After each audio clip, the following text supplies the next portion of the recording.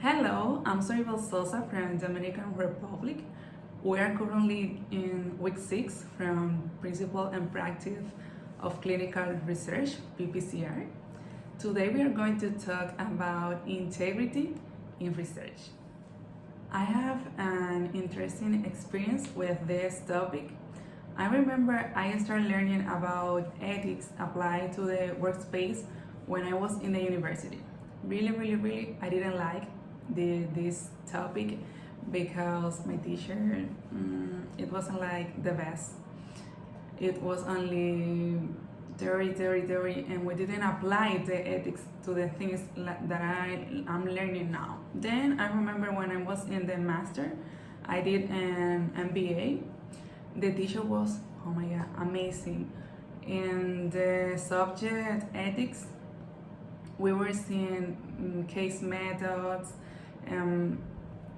discussing, reading, and applying the ethics. So now I love this topic.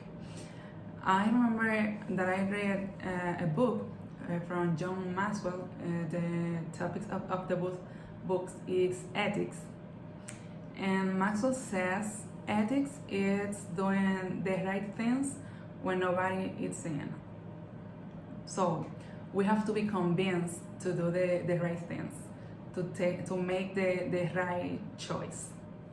Applying the concepts ethics to the world of research, as Dr. Fredney says, integrity in research refers to apply compromise, to do the right things, to apply norms, regulations, always looking for the benefits of the individual from the investigator. Ethics means being honesty, objective, we have to use verified methods to apply to our projects. That is the principal factors of ethics. We need to have two things very clear. We need to have clear the things about the authors, and we need to have very clear the principle of ethical research.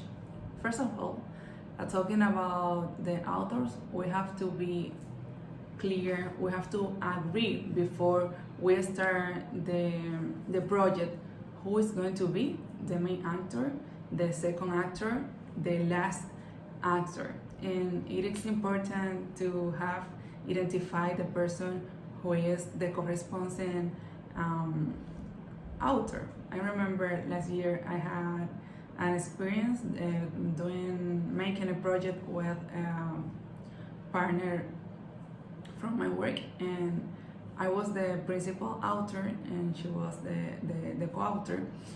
We submit the project to a paper here in Dominican Republic. Well, she submit. Then I received a communication from the journal and I answered this communication. I didn't know that we have to be clear who is the corresponding author. So now I know. Now I read the chapter of the book, and she already did PPCR last year, and she was like, we have to do this.